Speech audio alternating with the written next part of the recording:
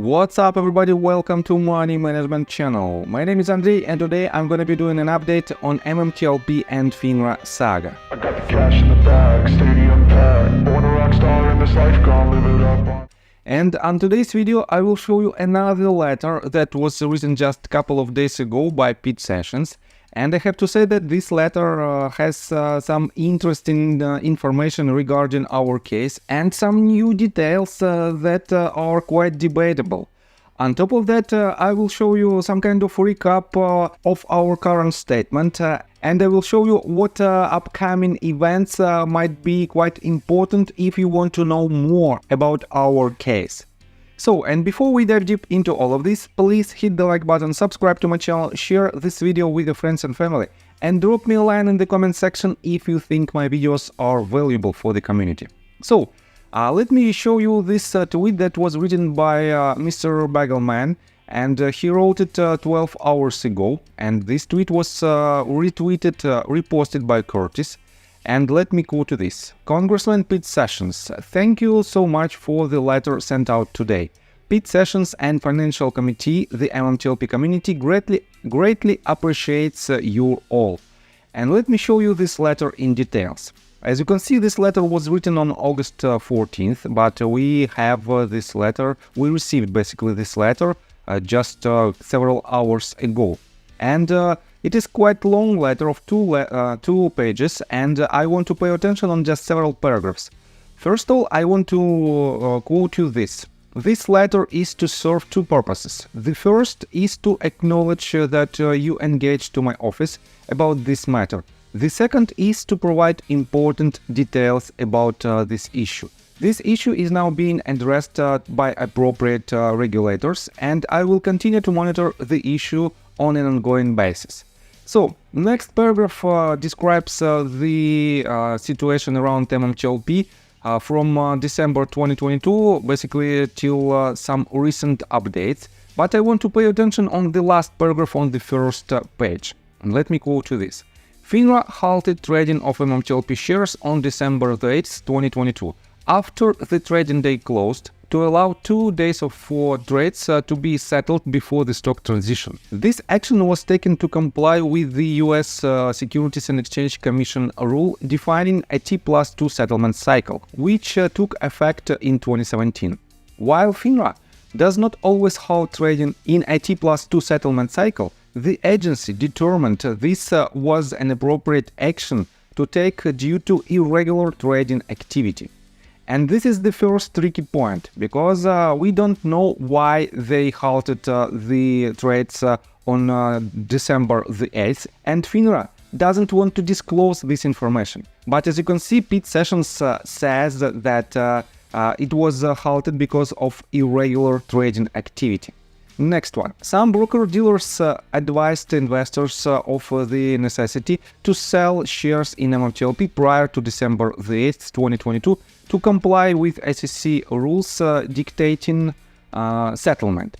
And this is another tricky part, because I don't know basically any information regarding this some kind of advices from broker-dealers to its customers. I don't know about it. If you know it, please drop me a line in the comment section. Next one is right here. Many investors did not hit these warnings or were not aware of that notification. If FINRA did not halt trading on December the 8th, 2022, it is likely that any trades made on December the 9th through December the 12th would not have settled into time to be transferred to next bridge shares. So, it is quite interesting again, because the T+2 rule usually happens behind the scenes, and no one is halting the trades for 2 days in order to settle these basically deals. And let me quote you further. Currently, there is ongoing litigation in federal courts between shareholders of MMTLP and FINRA.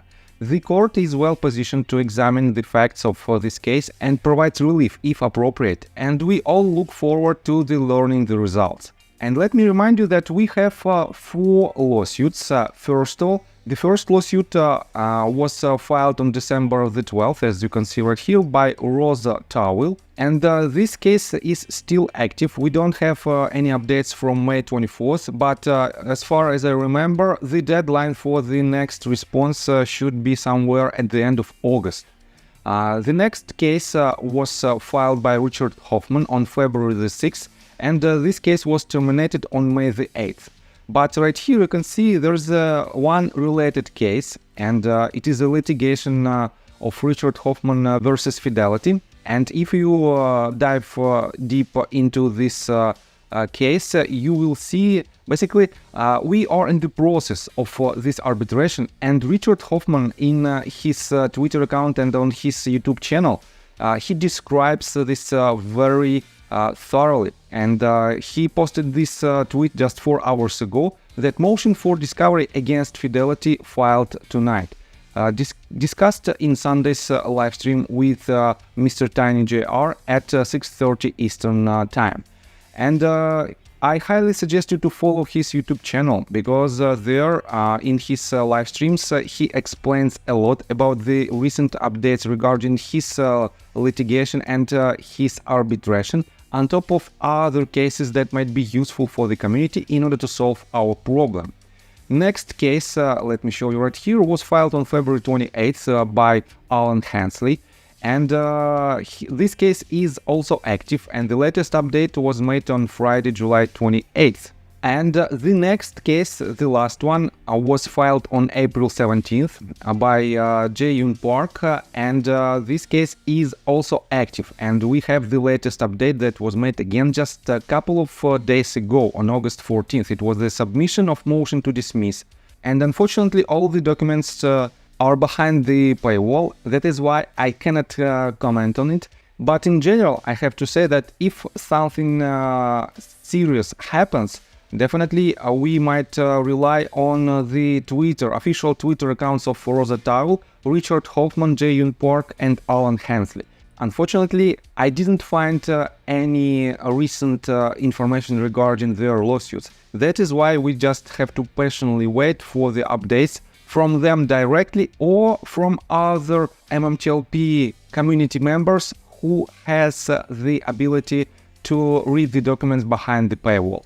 So let me quote you further the letter that was made by Pete Sessions. On July 20, 2023, the SEC issued a Wells notice to current and former CEOs of Metamaterials requesting additional information about the MMTLP transaction.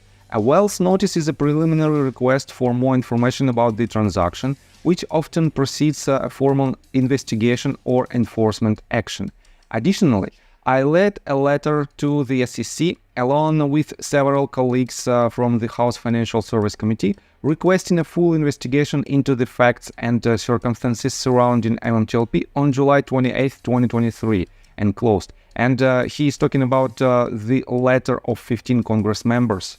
And I think it is the most powerful letter for now, that the result of this letter so far is the upcoming meeting, SEC meeting, on which we might have some details regarding our case.